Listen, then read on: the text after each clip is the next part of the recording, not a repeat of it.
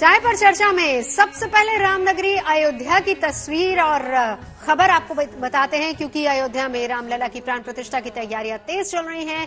देश भर से राम भक्त अपने आराध्य के स्वागत में उपहार अयोध्या भेज रहे हैं। एटा से विशाल का 1 घंटा अयोध्या भेजा गया है, तो मिर्जापुर से रामलला को भोग लगाने के लिए चांदी के बर्तन भेजे गए हैं। प्रतिष्ठा की तारीख जैसे जैसे करीब आ रही है, अवधपुरी में उत्साह बढ़ता ही जा रहा है। प्राण प्रतिष्ठा के दौरान अयोध्या पहुंचने वाले भक्तों के लिए अब भव्य भंडारे का आयोजन किया जा रहा है। बिल्कुल, इसके साथ ही अयोध्या में जलेबी की मिठास भी लोगों में भक्ति का रस खोल रही है।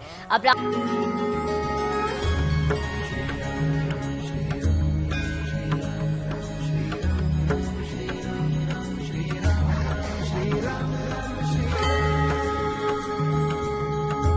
अयोध्या में भव्य उत्सव की तैयारी। रामनगरी में आ रहे हैं अवध बिहारी। प्रभु श्री राम अयोध्या के हैं और अयोध्या राम की। यहाँ के कण कण में राम लला विराजमान है। भक्तों के रोम रोम में राम है। अयोध्या के भव्य मंदिर में होने वाली रामलला की प्राण प्रतिष्ठा की तैयारियां अब अपने अंतिम चरण में है। ऐसे में मंदिर की साज सज्जा का भी काम लगभग पूरा हो चुका है। अवधपुरी में जब भगवान राम अपने भव्य मंदिर में विराजमान होंगे, तो देश और दुनिया भर से राम भक्त अपने आराध्य के प्राण प्रतिष्ठा का साक्षी बनने के लिए अयोध्या पहुंचेंगे। ऐसे में राम भक्तों के प्रसाद और खान पान के लिए भी भव्य भंडारे का आयोजन किया जा रहा है। इसके लिए देश भर के राज्यों से रसद की खेप भी अयोध्या भेजी जा रही है। इस वक्त हम हैं ऐसे एक भंडारण में, यानी ये वो केंद्रीय भंडारण है जहां पर जो देश भर से लोगों ने रामलला की भक्ति में या आस्था में चीजें दी हैं, वो यहाँ पर ला करके रखी जा रही हैं, इसलिए कि राम के भक्तों को ही जब भंडारा हो तो इसके माध्यम से उनको भोजन कराया जा सके। ये अपने आप में एक ऐसी व्यवस्था है जो बहुत ज्यादा जिसको संचालित करने के लिए देखरेख की जरूरत है, क्योंकि कहीं से कोई सामान आ रहा है, कहीं से कोई सामान आ रहा है। छत्तीसगढ़ से चावल आया था, तो वहीं जनकपुर से यानी श्री राम के ससुराल से भी बहुत सारा सामान आया है, वो सब यहाँ पर रखा हुआ है। 22 जनवरी को प्राण प्रतिष्ठा के दिन अवधपुरी में 50 से ज्यादा जगहों पर भक्तों के लिए भंडारे का आयोजन किया जाएगा। छत्तीसगढ़ से चावल, हरियाणा से दाल और गुजरात से राम भक्तों के लिए नमकीन और चाय की भी व्यवस्था की गई है। यहाँ पर देश भर से जो राम भक्त आएंगे, उनको पहली आवश्यकता यह है कि उनको भोजन प्रसाद प्राप्त हो। पहली आवश्यकता भोजन की होती है। इसके बाद यहाँ जो निवास की व्यवस्था, वो भी बड़े व्यवस्थित है। निवास की व्यवस्था लगभग 50 स्थान पर यहाँ अयोध्या में भोजनालय तैयार किए गए हैं। यहाँ अपने केंद्रीय भंडार से यह व्यवस्था, वहाँ जितने भी खाद्य सामग्री की आवश्यकता होती है, खाद्य सामग्री जाती है। और अभी स्थान स्थान पर चाय वितरण के लिए भी केंद्र खुल रहे हैं। रामनगरी इस वक्त भक्ति के रंग से सराबोर है। यहाँ भक्ति की मिठास कुछ यूं खुल गई है कि मशहूर मौर्य जलेबी की दुकान पर भी देश भर से आए लोगों का तांता लगा रहता है। हनुमानगढ़ी में मौजूद ये दुकान पिछले 70 सालों से अयोध्या के जलेबी के जरिए लोगों में मिठास खोल रही है। या क्या नहीं है, एयरपोर्ट हो गया है, जो है मतलब सारे आवागमन के साधन उपलब्ध हो गए हैं। क्रूज तक की व्यवस्था है, जलवायु, ये रेल सब उपलब्ध है। लेकिन आपकी जलेबी में वैसी ही मिठास है? Same same same. ये गढ़ गिट श्री राम जी की कृपा है, बाप दादा का आशीर्वाद है। राम भक्तों में जोश है, उत्साह है और अब अपने आराध्य के आगमन का इंतजार है, क्योंकि प्राण प्रतिष्ठा में महज 12 दिन शेष हैं। ऐसे में राम मंदिर के गर्भगृह में सोने के मढ़े दरवाजे लग चुके हैं और बाकी के दरवाजों को भी लगाने का काम जारी है।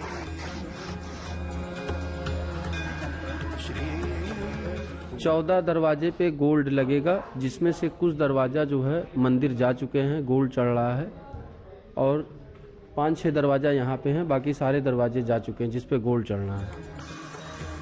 कुल मिलाकर अवधपुरी प्रभु श्री राम के स्वागत के लिए तैयार है और अब इंतजार सिर्फ 22 जनवरी की उस शुभ घड़ी का है, जब रामलला भव्य मंदिर में विराजमान होंगे। अयोध्या से शिल्पी सेन के साथ bureau report, good news today. और चलिए अब आपको अयोध्या लिए चलते हैं, जहां के कण कण में श्री राम बसे हैं और अवधपुरी इन दिनों रामलला के रंग में डूबी है।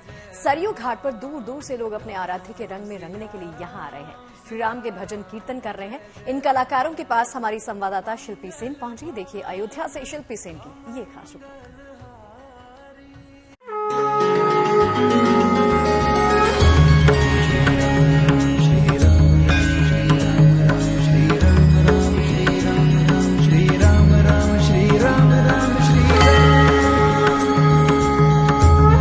त्रेता युगीन वैभव में अयोध्या नगरी सज गई है और हम देख रहे हैं कि जगह जगह जो कलाकार हैं, जो संगीत के साधक हैं, वो भी हैं।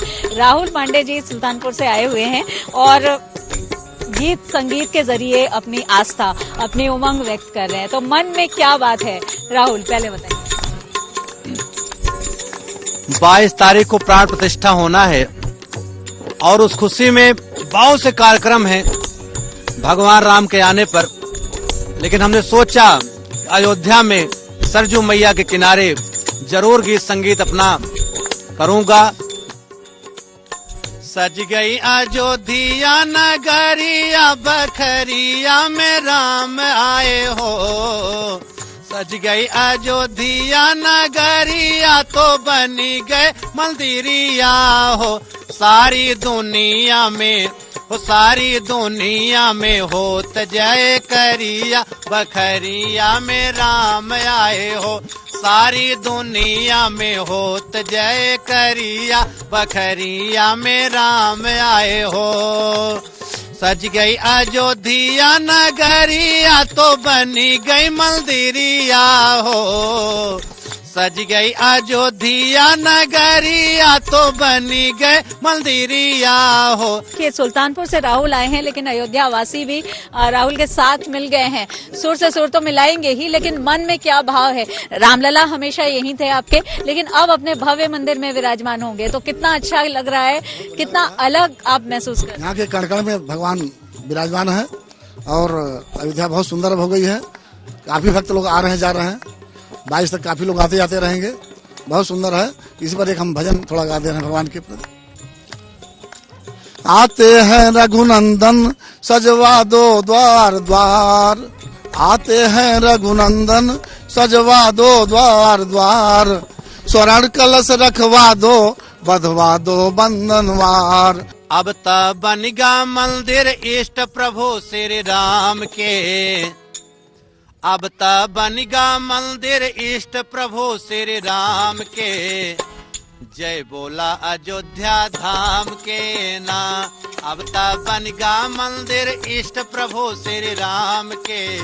तो ये उमंग है, ये उल्लास है, ये उत्साह है, और हो भी क्यों ना, प्रभु श्री राम अपने भव्य मंदिर में विराजमान होने वाले हैं। पूरी अयोध्या नगरी सज गई है और हर एक का जो हृदय है वो प्रफुल्लित है, क्योंकि ये अवसर ही ऐसा है। राम आए हैं, राम आ रहे हैं और लगातार हम लोग देख रहे हैं कि किस तरह से अयोध्या बदल रही है और तैयार है अपने राम के स्वागत के लिए। वीडियो जर्नलिस्ट गौरव गुप्ता के साथ शिल्पी सेन, अयोध्या। रामलला के स्वागत की भव्य तैयारी है। राम भक्त राम काज करीबे को आतुर हैं। 22 जनवरी को होने वाली ऐतिहासिक प्राण प्रतिष्ठा को यादगार बनाने के लिए दिल्ली में दिव्य तैयारी चल रही है।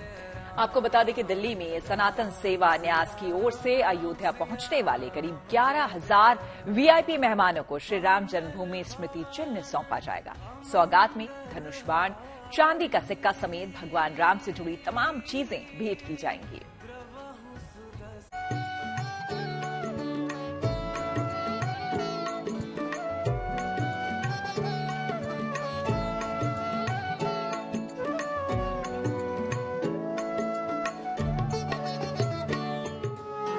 अयोध्या में भव्य प्राण प्रतिष्ठा कार्यक्रम की तैयारियों के बीच देश के अलग अलग हिस्सों से रामनगरी के लिए सौगात की व्यवस्था भी की जा रही है। इसी कड़ी में दिल्ली में भी दिव्य तैयारी की जा रही है। 22 जनवरी को अयोध्या में होने वाले प्राण प्रतिष्ठा कार्यक्रम के लिए 12 जनवरी से ही मेहमानों के आने का सिलसिला शुरू हो जाएगा। और इसी को लेकर 11,000 से ज्यादा वीआईपी मेहमानों के लिए सनातन सेवा न्यास की तरफ से विशेष उपहार की व्यवस्था की गई है, जिसमें भगवान श्री राम से जुड़ी हुई चीजें होंगी। जब मेहमान पहुंचेंगे वहां पर तो उन्हें इसी तरह के बॉक्सेस में जो प्रसाद है यानी जो बेसन के लड्डू हैं वो दिए जाएंगे। यहाँ पर अंदर जिस चीज़ की हम बात कर रहे थे शायद यही वो बॉक्स होगा, इसमें ही तिलक होने वाला है। इसी तरह का जूट बैग होगा और ये जो अभी आप बॉक्स देख रहे हैं लाल रंग है इसका, इसी तरह से इसमें सरयू का जल होगा। इसमें अयोध्या यानी रामलला का जो मंदिर बना है उसकी रच होगी और तमाम इसी तरह की जो गिफ्ट हैं, उपहार हैं, वो वीआईपी मेहमान जो वहां पहुंचेंगे उनको देंगे। कलश में सरयू नदी का जल होगा, धनुष बाण, रामनगरी की रच, चांदी का सिक्का जिसमें 22 जनवरी की यादें अंकित होंगी, एक प्लेट जिसमें 22 जनवरी का कार्यक्रम अंकित होगा, वो बतौर स्मृति चिन्ह भेंट दी जाएगी। बतौर गिफ्ट दूसरा डब्बा जो दिया जाएगा उसमें प्रसाद होगा। ये प्रसाद गिर गाय के घी से बना हुआ बेसन का लड्डू होगा। वहीं इसमें राम नंदी प्रथा के तहत लाई जाने वाली भभूत भी होगी। इन दोनों बॉक्स को रखने के लिए एक जूट का बैग भी तैयार करवाया गया है, जिस पर राम मंदिर का इतिहास और उसके संघर्ष को दर्शाया गया है। ऐसा उपहार दिया जाना चाहिए कि जो इन 550 वर्षों के इतिहास को पुनः सजो करके रखे और आने वाली अपनी पीढ़ी को उसे दिखा सके, बता सके, उन्हें उसकी कहानियां बता सके कि कितना बलिदान दिया है हमारे भारत के वीरों ने अपने राम को पाने के लिए, इस राष्ट्र के प्राण को पाने के लिए। सनातन सेवा न्यास के संस्थापक शिवोम मिश्रा खुद को बहुत ही भाग्यशाली मानते हैं कि उन्हें श्री राम के काम में सेवा देने का अवसर मिल रहा है। वो इन यादगार सौगातों को सभी वीआईपी मेहमानों तक पहुंचाने की इच्छा रखते हैं। इन सभी प्रसादों की जो संख्या होगी बॉक्सों की, ये तकरीबन 11,300 के आसपास होगी और इसे देश के साथ साथ विदेश से भी आए हुए मेहमानों को दिया जाएगा। इसके साथ साथ कुछ ऐसे व्यक्ति जो यहाँ पर नहीं पहुँच पाए हैं उन तक पहुँचाने का प्रबंध भी किया जाएगा। ये वो उपहार हैं जो 22 जनवरी के प्राण प्रतिष्ठा कार्यक्रम को यादगार बनाएंगे। यही वो गिफ्ट कहूंगी मैं इसे या फिर ऐतिहासिक धरोहर भी कह सकते हैं जो मेहमान पहुंचेंगे। 11,000 से ज्यादा मेहमानों को ये दिया जाएगा, जिससे वो राम मंदिर की यादों को हमेशा सहेज कर रख पाए और ये समझ पाए कि राम मंदिर जो अब बनकर तैयार हुआ है उसके लिए एक लंबा संघर्ष और एक लंबा इंतजार भी किया गया है। वीडियो जर्नलिस्ट अभिषेक सिंह के साथ नीतू झा। और अब आपको मां विंध्यवासिनी की नगरी मिर्जापुर की तस्वीरें दिखाते हैं, जहां रामलला की प्राण प्रतिष्ठा को लेकर उत्सव का माहौल है। यहां रामलला के भोग के लिए खास थाली तैयार की गई है। देवराहा बाबा आश्रम की ओर से प्रभु श्री राम के लिए चांदी के खास बर्तन बनवाए गए हैं, जिनका इस्तेमाल प्राण प्रतिष्ठा के दौरान रामलला को भोग लगाने में किया जाएगा।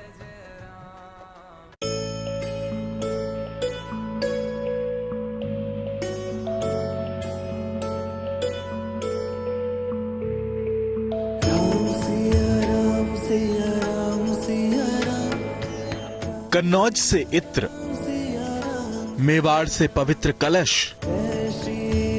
मिर्जापुर से भोग थाल।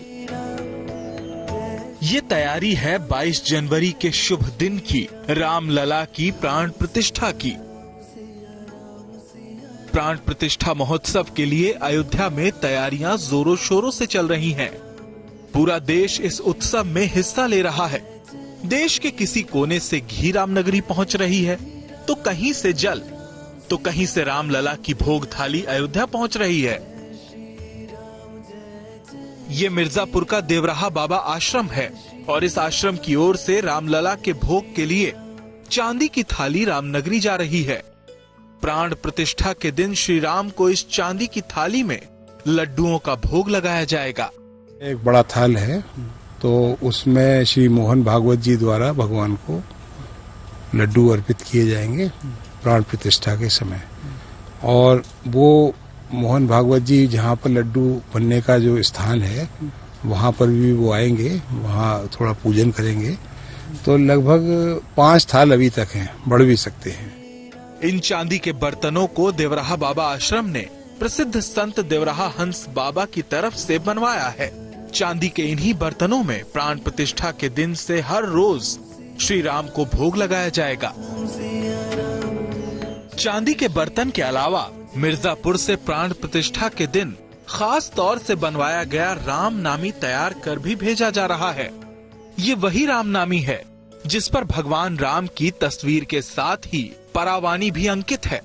जनवरी को जितने भी गणमान्य विशिष्ट अतिथि संत महानुभाव जो भी आएंगे तो उनको उस एक झोले में ये रामनामी और रामनामी पुस्तक, ये राम जन्मभूमि विषयक परावाणी की जो पुस्तक है, लड्डू प्रसाद, उसका वितरण होगा। हर राम भक्त 22 जनवरी के महायज्ञ में अपनी पूरी सेवा देने की इच्छा रखता है और देश के हर कोने से यही संदेश आ रहा है। मिर्जापुर से सुरेश कुमार सिंह के साथ ब्यूरो रिपोर्ट।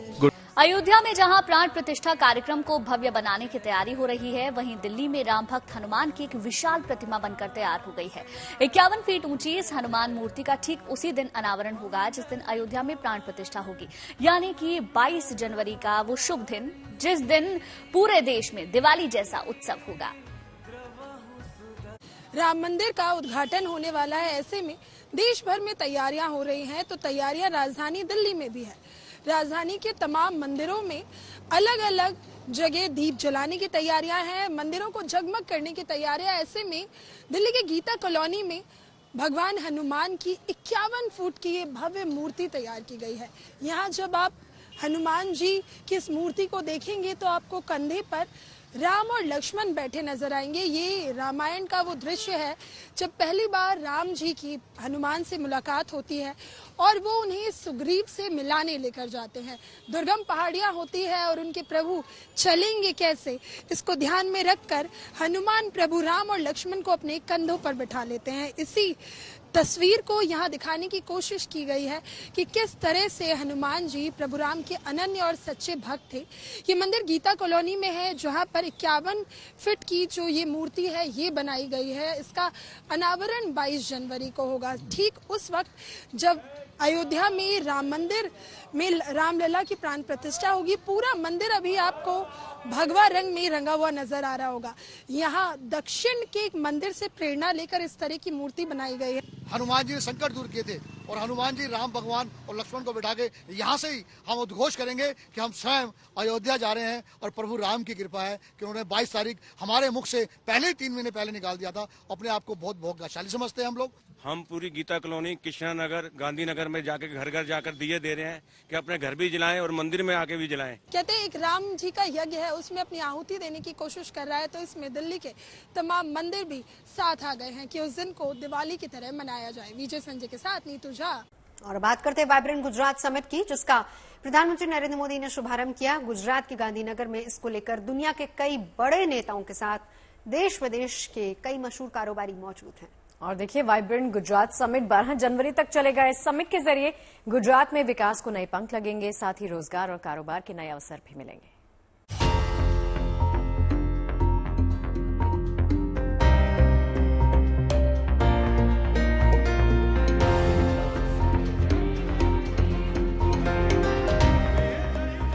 कुछ इस तरह हुआ गांधीनगर में वाइब्रेंट गुजरात शिखर सम्मेलन का आगाज। प्रधानमंत्री नरेंद्र मोदी ने समिट के 10वें एडिशन का उद्घाटन किया। शिखर सम्मेलन में चेक रिपब्लिक, मोजाम्बिक, तिमोर लेस्ते के राष्ट्राध्यक्षों के अलावा यूएई के प्रेसिडेंट शेख मोहम्मद बिन जायद भी शिरकत कर रहे हैं। सम्मेलन के शुभारंभ के साथ ही कई बड़े ऐलान किए गए। प्रधानमंत्री मोदी ने शिखर सम्मेलन को संबोधित करते हुए भारत को विकसित राष्ट्र बनाने का संकल्प दोहराया और भविष्य का रोड मैप भी बताया। जब भारत अपनी आजादी के 100 वर्ष मनाएगा, तब तक हमने भारत को विकसित बनाने का लक्ष्य रखा है। और इसलिए ये 25 साल का कार्यकाल भारत का अमृत काल है। प्रधानमंत्री ने कहा कि भारत अगले कुछ सालों में दुनिया की टॉप 3 इकोनॉमी में आ जाएगा और ये मोदी की गारंटी भी है। आज दुनिया की हर प्रमुख रेटिंग एजेंसी का अनुमान है कि भारत अगले कुछ वर्षों में दुनिया की टॉप 3 इकोनॉमी में जाएगा।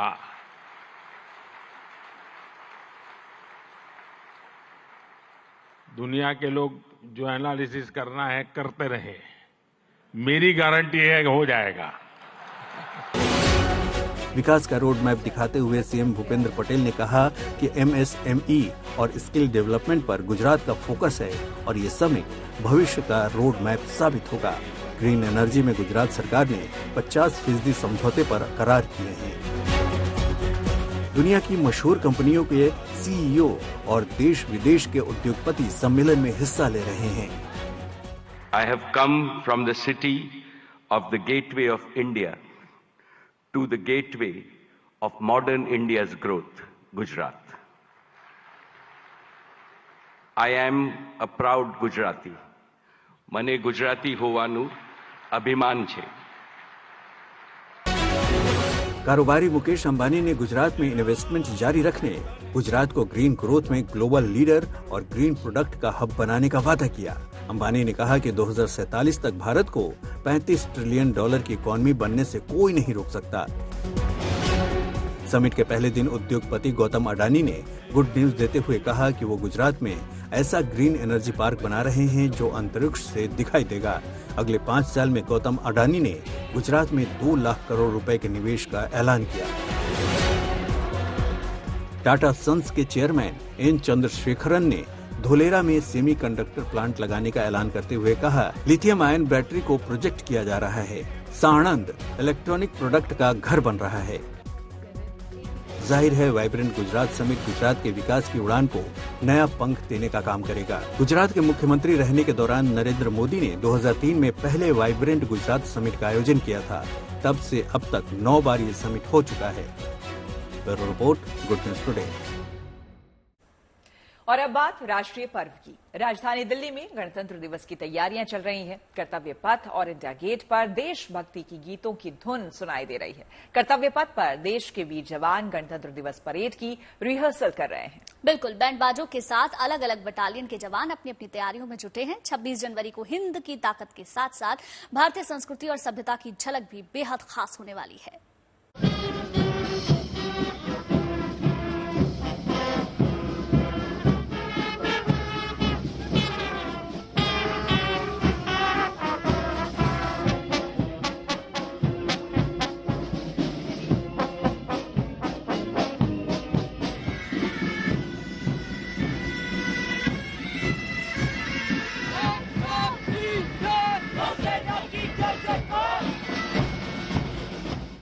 और चलिए अब बात मौसम की कर लेते हैं। उत्तर भारत में कड़ाके की सर्दी पड़ रही है। शीतलहर और कोहरे से अभी भी निजात मिलती तो दिखाई नहीं दे रही। आने वाले कुछ दिनों तक मौसम में बदलाव की कोई भी संभावना नहीं है। बिल्कुल, वही पहाड़ी इलाकों में बर्फबारी न होने से सैलानी कुछ मायूस हैं। मौसम से जुड़े जानकारों का मानना है कि पहाड़ों पर महीने के आखिर में बर्फबारी हो सकती है, जिससे पर्यटकों की मुराद पूरी हो जाएगी।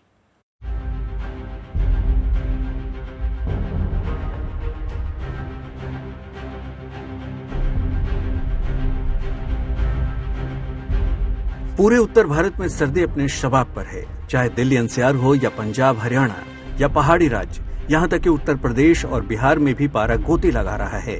ठंड का सितम कम होने का नाम नहीं ले रहा। राजस्थान दिल्ली एनसीआर में शीतलहर और कोहरे का प्रकोप बना हुआ है। इसका असर आवाजाही पर भी देखा जा रहा है। फ्लाइट्स और ट्रेनों का लेट होना जारी है। कड़ाके की ठंड और जिसे ड्राई कोल्ड कह सकते हैं, शुष्क ठंड कह सकते हैं, वो लगातार लोगों के हाड़ कंपा रही है।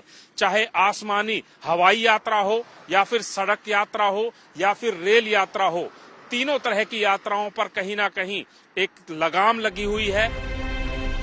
मौसम विभाग का मानना है कि हाल फिलहाल मौसम में कुछ खास बदलाव देखने को नहीं मिलेगा। कुछ एक जगहों पर हल्की फुल्की बूंदाबांदी हो सकती है, लेकिन गुड न्यूज ये भी है कि आने वाले दिनों में दिल्ली एनसीआर को कोहरे से राहत मिल सकती है। वेस्ट यूपी और मध्य प्रदेश, वेस्ट मध्य प्रदेश और थोड़ा बहुत शायद आपका मध्य महाराष्ट्र, ये पूरा इलाके में थोड़ा बहुत वो इंटरैक्शन जोन में लाइट थंडरस्टॉर्म्स होगा। थोड़ा साउथ हरियाणा में भी सुबह था, मगर मेनली यही इलाके में होने के चांसेस है। बाकी वेस्टर्न डिस्टर्बेंस के कारण से अभी खास वेदर नहीं दिख रहा है। सबसे खास बात यह है कि इस बार मैदानी इलाकों में बारिश और पहाड़ों से बर्फ गायब है। अब कश्मीर के गुलमर्ग को ही ले लीजिए, इन हसीन वादियों को बर्फबारी का इंतजार है। बेशक यहाँ सैलानियों का जमावड़ा लगा है, लेकिन स्नोफॉल के बगैर उनका जश्न अधूरा है। इन दिनों ये वादियां बर्फ से लदी दिखती हैं, लेकिन इस साल ऐसा नहीं है। स्कीन हेवन के नाम से मशहूर गुलमर्ग को अभी कुदरत की नेमत के बरसने का इंतजार है। अब की बार बर्फबारी नहीं हुई है। कुछ लोग उसको ग्लोबल वार्मिंग का असर मान रहे हैं और कई सारे लोग इससे मौसम में बदलाव, लेकिन फिर भी थोड़ी बर्फ जो है पिछले दिनों यहाँ पर पड़ी थी वो जगह जगह पर मौजूद है, जो कहीं न कहीं उन सैलानियों को किसी हद तक जो है राहत दे रही है। हिमाचल की कांगड़ा वैली का हाल भी कुछ ऐसा ही है। यहाँ पर भी 17 साल बाद ऐसा हुआ है जब बर्फबारी अभी तक नहीं हुई है। ऊंचाई वाले इलाकों में सफेदी की जगह हरियाली छाई हुई है। दिन में धूप लोगों के लिए राहत लेकर आती है, लेकिन रातें ठंडी होती हैं। ठंडी का मन चला है तो इस टाइम को ये होता है कि हमारा जो हिमाचल की वादियां हैं, जो हमारे पहाड़ है, वो बर्फ से खिल जाते हैं। परंतु इस बार जो है इतना मौसम इतने बदलाव आए, चेंजेस आए हैं कि इस टाइम अभी तक ही गर्मी का मौसम चले। दिन में धूप खिली रहती है, रात को भी इतनी ठंडी है जैसे पंजाब में होता है। मसूरी में भी हालात जुदा नहीं है। हर साल इस मौसम में यहाँ बड़ी तादाद में सैलानी बर्फबारी का मजा लेने आते हैं, लेकिन स्नोफॉल न होने से सैलानी और कारोबारी दोनों मायूस हैं। मौसम तो यहाँ का भी सेम सही है, सहारनपुर मसूरी एक ही जैसा लग रहा है। सोचा था बर्फ मिलेगी, लेकिन मायूसी। मौसम से जुड़े जानकारों का मानना है कि कमजोर पड़ते पश्चिमी विक्षोभ की वजह से फिलहाल पहाड़ों पर बर्फबारी नहीं हो रही है। अगले कुछ दिन मौसम ऐसा ही बना रहेगा। हालांकि 26 तारीख के आसपास मौसम में बदलाव हो सकता है और पहाड़ फिर से बर्फ से गुलजार हो सकते हैं। जो इन्वायरमेंटल चेंजेस हो रही है उसका जो इम्पैक्ट हमें अब देखने को मिल रहा है कि अनप्रेडिक्टेबल बारिशें होती है, और जब बारिशें होनी होती है, बर्फ होनी होती है, उस वक्त हम इसको ड्राई स्पेल के तौर पर देखते हैं। तो यकीनी तौर से ये लोगों के लिए और सयाहों के लिए एक बाइस तशवीश तो है ही, लेकिन उम्मीद हम यही कर रहे हैं कि आने वाले दिनों में अच्छी बारिशें होंगी, बर्फबारी होंगी। उम्मीद यही है कि पहाड़ों का मौसम यू टर्न ले, स्नोफॉल से ये वादियां गुलजार हों और सैलानी यहाँ से खुशनुमा यादों की सौगात लेकर साथ जा सकें और मैदानी इलाकों में सूरज की किरणें इस सर्दी से निजात दिला सकें। गुलमर्ग से अशरफ वानी, धर्मशाला से अशोक रैना, मसूरी से सागर शर्मा के साथ bureau report, good news today. कहते हैं चुनौतियों को हमेशा स्वीकार करना चाहिए, क्योंकि संघर्ष जितना कठिन होगा, सफलता उतनी ही ऊंची और शानदार होगी। बिल्कुल, तभी तो कहते हैं खुद पर विश्वास करके आगे बढ़ते रहो, एक ना एक दिन बड़े से बड़ा लक्ष्य भी आपके कदमों में होगा। जी हाँ, बिल्कुल सही कहा। देखिए, लहरों के डर से नौका कभी पार नहीं होती, कोशिश करने वालों की लड़कियों कभी हार नहीं होती। क्या बात है। ऐसी अच्छे विचार और पॉजिटिव खबरों के लिए देखते रहिए गुड न्यूज टुडे, और कल की चाय साथ में 5 बजे चाय पर चर्चा में।